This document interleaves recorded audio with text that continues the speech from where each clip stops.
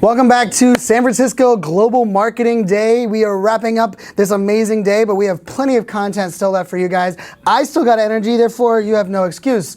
Really, I can't see you if you don't have energy, and you probably are in your pajamas. Lucky enough for me, I get to sit next to some great gentlemen that happen to be three of my good friends. So this will be a fun little session that we have coming for you. And first up here is going to present for us, and for those that are tuning in, use the hashtag Global Marketing Day on Twitter. Put your questions down below. So Jeff's going to be our first presenter. He's going to talk for about 15 minutes on the topic, and then once he's done, we're going to bring in these other two gentlemen, both Adam and Dennis, and they're going to jump into the conversation. And real quick, I'm going to introduce our first presenter. Jeff is the founder and chief growth officer of brandedmedia.io. Jeff is the creator of Core Branding Method. He creates solid, recognizable, legacy-driven personal brands for legitimate companies and influencers. And the topic he's going to bring for you guys today is how to build your brand authority and influence on social media without being a slave to it. To me, that sounds like a great conversation. I also know Adam and Dennis are going to have a lot to say on this topic. So I want to introduce those two gentlemen after Jeff kind of takes the floor here. So Jeff, it's on to you, my friend. All right. Well, what's really fun here is that a lot of people, they have a real struggle when it comes to social media. And I think the main problem is that it's so easy to get wrapped up and really become a slave to it. And when you start becoming more famous, I guess you could say, online, people want more and more of your time. So what I've put together here for you today is just a real tactical presentation of how you can actually leverage content that you create to make the most of it. So I want to make sure if I hit the slides, we're all good to go, right? Yep, you're good to go. Okay, cool.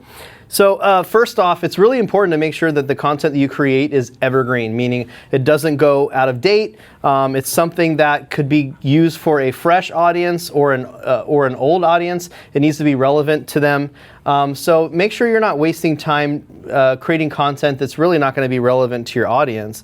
And also think about how you're using storytelling. Storytelling is what people really love. People really enjoy learning more about you. That's how you're going to get your know, like, and trust factor built up.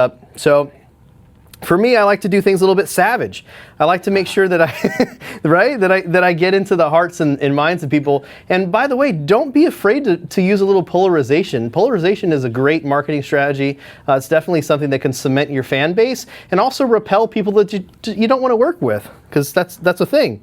But of all things, you have to make sure that your content is authentic, that it's relatable, and that it's actually relevant to your target audience. Think about some of your common beliefs that people have. Like for me, I put 3 on here that for me, since I do branding, a lot of people think that branding is just like a cover photo, right? Like, hey, here's what I do, cover photo, something fancy. A lot of people, they play it safe. You know, they're afraid to post certain type of content because they don't want to lose followers. You know, like, I'm not going to go political on you, but, you know, obviously if you post something about Trump, you're going to lose some of your followers, right? And also, influencers are so rich and successful. Boy, oh boy, is that a great topic. We can go into that, but we're not this time. So this right here, you can take a screenshot of this. This is literally exactly how I do things and exactly what most of the big influencers and creators that are constantly putting out content are doing.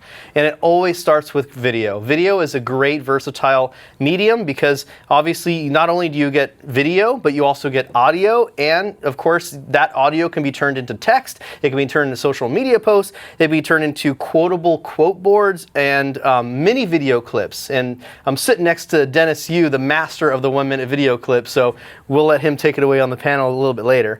But I want to show you a really cool, like, actual use model. So this is one of my clients, Ryan Levesque, the creator of the Ask method. If you're in marketing, he's kind of a big deal. But I want to show you, no one's watching your 54-minute YouTube videos. I'm just going to throw it out there. That's just how it is.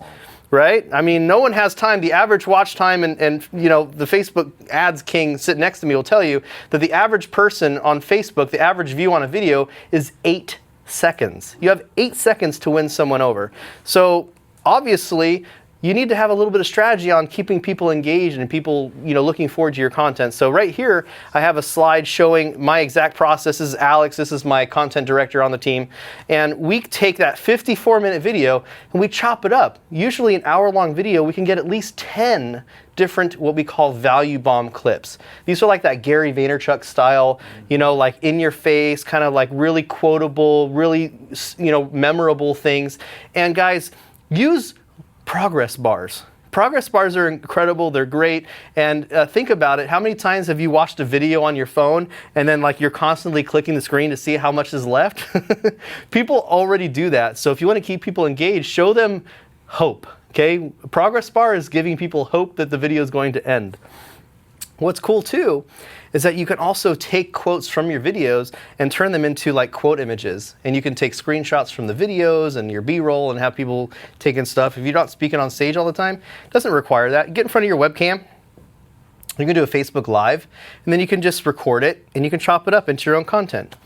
So some of the things you could actually do, and I want to show you too, is for example, Ryan Levesque recently launched his new book, Choose, and it was a really great book. You can think about how you can create really engaging custom frames. So one of the things that's really important is have a great designer, and by the way, you don't have to have one on staff. You can go on Fiverr and get stuff, probably not this quality, but decent enough quality to make an impact and stand out from everyone else. But you can do custom content and custom frames that really grabs people's attention. Try to use things that other people aren't doing, okay? That way, you don't look like everyone else. You can't do what everyone else is doing and expect different results, all right?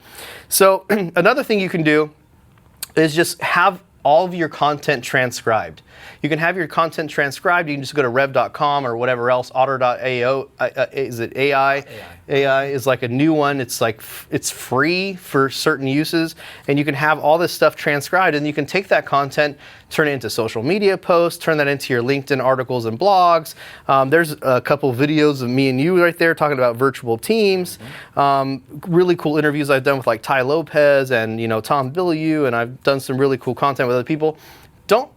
Dude, if you're at an event and you know someone who is really cool and could add real good value to your own audience, do it, man. It's free content. They're helping you create the content. Whip out that phone. You don't have to be fancy. Whip out your phone. You got an iPhone. You got an Android device. It already shoots better video than all the cameras about 4 years ago. All right. So influencer branding, this is the piece I want to bring into. Make sure that you have an actual consistent design.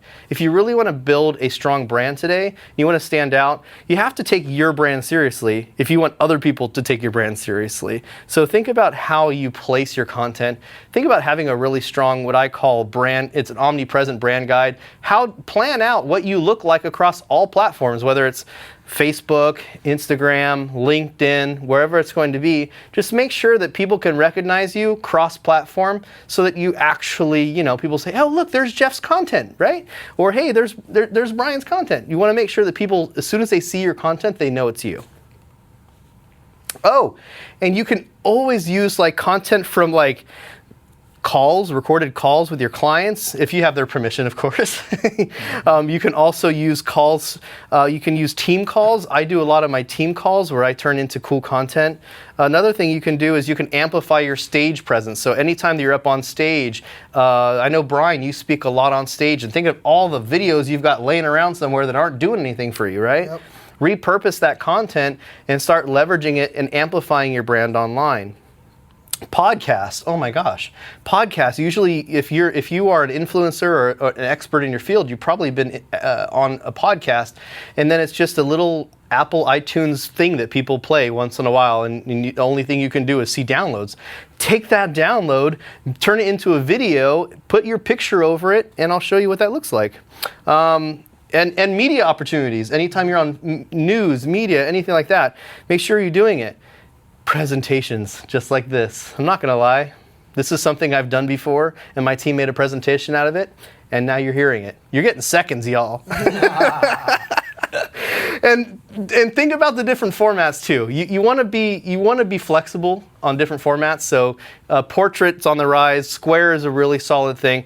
Right now, you just have to use stuff that other people aren't using. So really, I think that portrait. I'm really big on portrait. I'm really big on the newest fad, which I think is going to take over, is 3x4, which is a little bit higher than it is wide. I'm really going on that. It's doing really well. This is actually stolen from your slide set. This is 3 assets you can use on Facebook and LinkedIn. Yeah. Square and portrait. They get a lot of leverage on both of the platforms. And by the way, use captions, y'all. Captions. 86% of people that watch videos on Facebook don't even listen with sound on. So you got to capture their attention. Use captions. Captions are sweet. Transcription services all over the place, even for free. No excuse why you can't use captions. It works on all platforms. I've got evidence here: Facebook, LinkedIn, Instagram. This type of content works really well. And if you don't have video, if you're not comfortable on video, you can totally cheat. You can just record yourself, and then you can put your words up on the screen. And guess what? It will still make a bigger impact than most people out there. I really love LinkedIn. I think LinkedIn, you and I, Brian, talked about this before. I think LinkedIn right now is such a great gold mine of a platform. Not a lot of people are actually creating content on there, so you can be like not even that cool on LinkedIn and you can dominate, which for me, as a kind of a chubby bald guy, I'm owning it. All right, so remember this. This is the exact format that I do. So you want to record video, you can get it transcribed, you can have that turn into articles, turn that into quote boards, turn that into social media posts, and then create lots of mini clips. Remember that not a lot of people are watching really long form content anymore. So it's super important to make sure that you're like always creating engaging content that really draws people in. Remember, we don't live in the social media age anymore because social media is so just flooded with people that are just trying to voice their opinions and put themselves out there. We really have to be trying to create conversations now. Your goal in engagement on social media is about those conversations and creating those. So that's it. You can obviously think about all the different types of things you can do, from articles, blogs, ebooks, all the different types of things you can convert from video. But that's how we don't fall into the trap of being on social media all the time, is by taking that content and repurposing it so you don't have to keep creating content all the time and being a slave to your social media. I love it. Thank you, Jeff, so much. And I think, part of that question, for those that are watching this and you're using the excuse that you're too busy or too focused to have time to create content on social media, you no longer have that excuse. The idea now is documenting, creating around what you're already doing. So that was great, Jeff. And I'm excited to bring both Dennis and Adam in to the conversation. Dennis is joining us again. Dennis Yu is the CEO of Blitz Metrics. He is also on the mission to provide education at no cost to students, and his program centers around mentorship to help his students grow their expertise in digital marketing. I've been a part of some of those. They're really well. And then my good friend Adam, who he doesn't know, but I always wanted to plug. It was his 13th anniversary of his agency the other day. Thank you. Congratulations. That is a big stature, especially in the digital marketing space, to not only be around, be relevant, but also doing some amazing things, 13 years. And Adam is the CEO and founder of the digital marketing agency Secret Sushi, so I'm already hungry. Adam helps clients find a place in evolving digital marketing landscape, harnessing their growth in their business. And Adam, you and I know each other really well for many years, and I think social media has evolved, but it's also sometimes too much emphasis on it, sometimes not enough. And I know you like to kind of play that balance. When you're looking at businesses today and you're looking at some of the things that Jeff was talking about, repurposing content, understanding the different formats, what is your advice for your clients today as they're looking at ways to kind of grow their brand, especially creating content around things that might work on social media?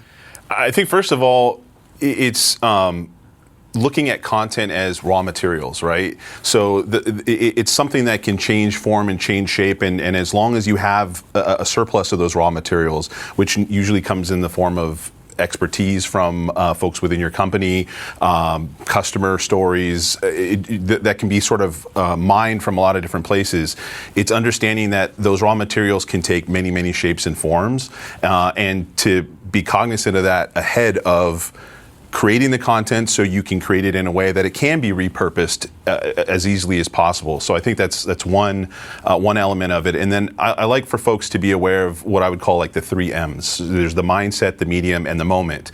And the mindset being when you're sharing it on social, what's the actual mindset and culture or need that that folks have, or your customers have, when interacting with that content? So obviously, just take, for example, search. Search is a very specific mindset. People are searching for a solution to a problem or an answer to a question.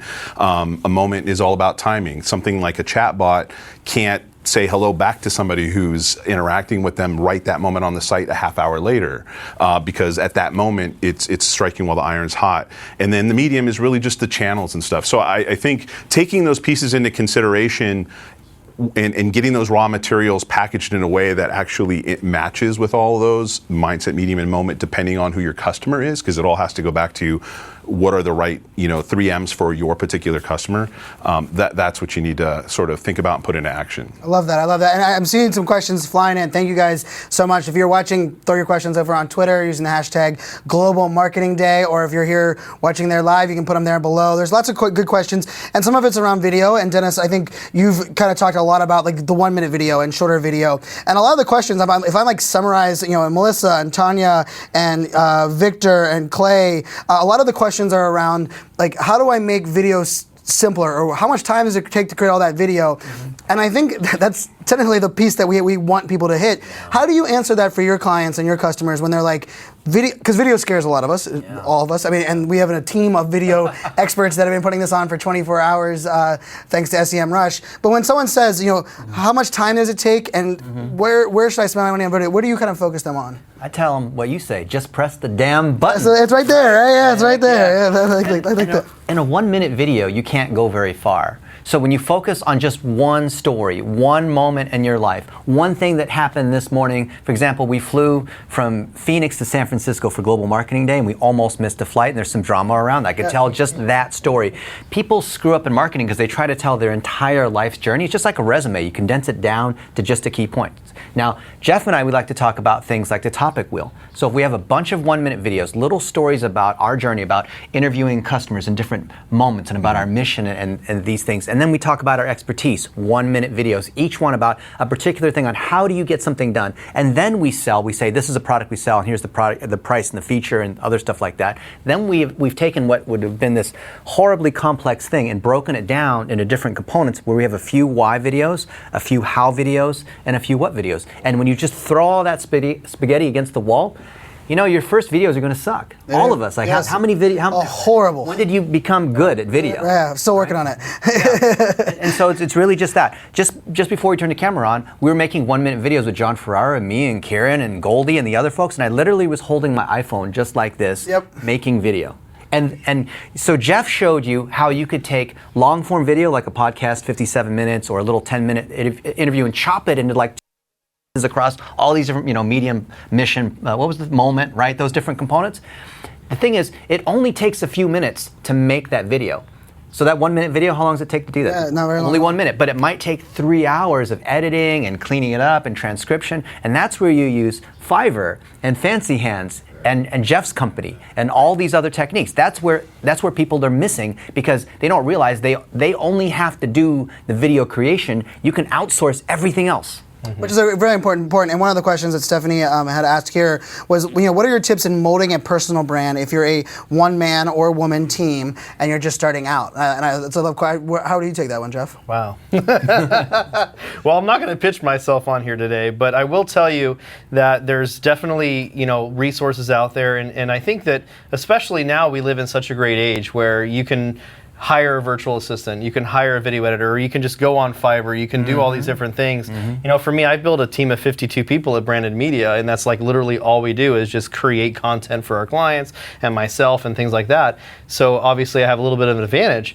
But I will tell you too, and I think you'll agree with me, Dennis, is that nowadays the production value doesn't have to be very high to make an impact. As a matter of fact, I've been learning a lot. Oh my God, I'm going to get so much flack for this. I've been learning a lot from TikTok. We both have been discussing this a lot. Yes. I just a couple days now, about a 48-hour window, I've been trending on LinkedIn to where like LinkedIn itself commented on my video, and it's only a 10-second video of me dancing in front of a couple of words. Right. But it made such an impact that people relate to it, and it doesn't really require a whole lot of work. You know, you can just have a great idea, whip out your phone and record it, and you don't have to have, you know, all the fancy, you know, menagerie of it. You just have to make sure that your content really relates to people. Agree. And I think that's also important, jumping in on that with the standpoint. You know, I've been a team of one for 5 years, you know, for building my personal brand,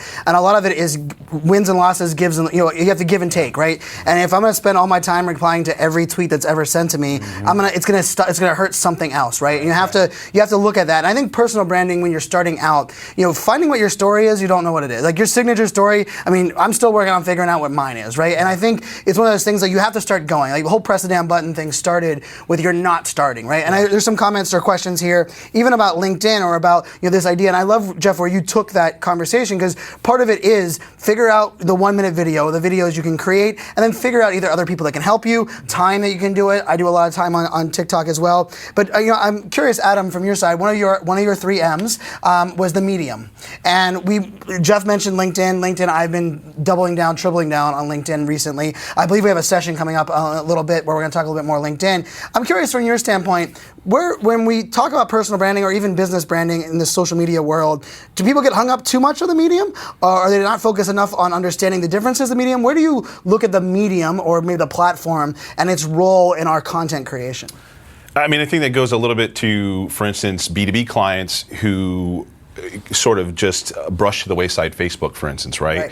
And in the end, it's about what real estate has the most attention at any given time, and where are your buyers, you know, your customers, and so on, and then would it be appropriate to get whatever your message is on that particular platform, or taking into consideration again sort of the culture of that platform and the format of that platform. So if you're going to be putting something onto Facebook, for instance, because you know everybody who's on LinkedIn is almost certainly, or a huge swath on Facebook, is it going to be the most appropriate place for all businesses to be putting content on, or let's say personal branding? I think Facebook is a great place for personal branding if you're utilizing the right content, the right message, and that sort of thing. I think what I've seen Dennis do for quite some time, both personally and professionally, because we're connected there, yourself included. I think Facebook is an incredible place to be able to do that. And then on LinkedIn, there's obviously an extension there because it's a network where you're interacting with a huge swath of people that you probably aren't really personal friends with, or even sort of loose connections with, that you would accept to be on LinkedIn. So when LinkedIn starts to do more of what it's been doing over the last 3 or 4 years, where it's starting to be a more sticky place, that obviously means better things for those people that are utilizing LinkedIn. And that's why you were talking about LinkedIn as being still sort of a little bit early in its stage compared to, say, Twitter and Facebook, which made themselves far more sticky. And so as LinkedIn branches out and makes their platform more sticky, more that attention will be in that area. But until now, it's being divided up in a few different channels, and you got to take those into consideration. And I love that you brought up B2B too. I think oftentimes we forget the element of like, I'm a big zig and zag. Like if everyone's playing in one area, I'm going where no one's playing. And that's where LinkedIn's worked really well for me. It's like, hey, what's playing a smaller fishbowl? And I'm even curious, Dennis, from your standpoint, video, like LinkedIn video has been something that I would say became trendy and sexy. I also question, is it only marketers watching marketers on LinkedIn video? But that's probably for a whole other discussion. I'm curious, Jeff talked about TikTok. I've been studying TikTok for about 6 months now, really understanding the nuances of how people change angles, what work, why do people engage, why are police officers one of the most popular creators on the entire platform? Where do you, Dennis, because you work with some of the biggest brands in the world, and one of them you'll be going to their sporting event tonight, where do you look at for inspiration on ways to be creative in your video content, even beyond just that 1 minute of content? I look at TikTok and I look at YouNow. Oh, okay. I'm always inspired by the young adults. The reason why we have so many young adults is not just because they're lower wage, but they teach me stuff I've never even seen before. Right. Right. Think about all of these. There's one that just came out, Likey, that's Likey, yes. going absolutely crazy. And now I feel like the old person that can't program the VCR anymore. Now I'm the old guy in the back of the movie theater now. I feel like that Get all off the my time. lawn. Yeah. Oh, yeah. And so I never want to get to the point where I make these snap judgments by saying, "Oh, Facebook will never work for B2B," and then realize I'm wrong. So I always want to be exposed to other people. That's why Jeff and I are hanging out with all these kids. Like our buddy Brennan Agronoff is 19, and he's selling pet socks with your face and your pet's face on it. He's doing $2 million a season. He's got 60 virtual assistants in the Philippines working full time. I love hanging around this guy because I love learning. Yeah, And all the techniques I love that they're that, using. right? And I think that's part of it too, right? Learning. And I think what's really important too is that, because we all had a really strong discussion here, but I think what it comes down to is kind of what you said earlier about, you have to think about where your message is going to do well on the medium. And it always comes down to, if you want to build a real personal brand, what you said earlier about how people don't even know what type of content it is. Like Dennis and I, we are really strong on the content marketing side of like putting that together. And so what I do in my core branding method is I really work hard on developing like, what is my brand promise? Right? And there's really three things that always come into play is, who do I serve? What do I do, and what result do I get? Right. And you'd be so surprised how many people can't even say that in a sentence. Which I think that probably is a great place to think about that as a whole. And I think, love this discussion, guys, that we could go on for another 2 hours. I know that's not even a problem. But I think, thank you, Adam, thank you, Dennis, thank you, Jeff, for kind of, and I think this is when you're looking at places now, it's not only starting, but it's understanding that you don't have to do a lot of everything everywhere. You can do a couple great things and mold them and turn them into things that can be great on the right places. Double down on what works. So thank you guys so much for tuning in. Thank you guys for joining here on Global Marketing Day. Check out the hashtag. Keep your comments and questions coming. I see them here. I'm going to send these guys out. We're going to take a little mini break, bring in the next group, and stay tuned. Cheers.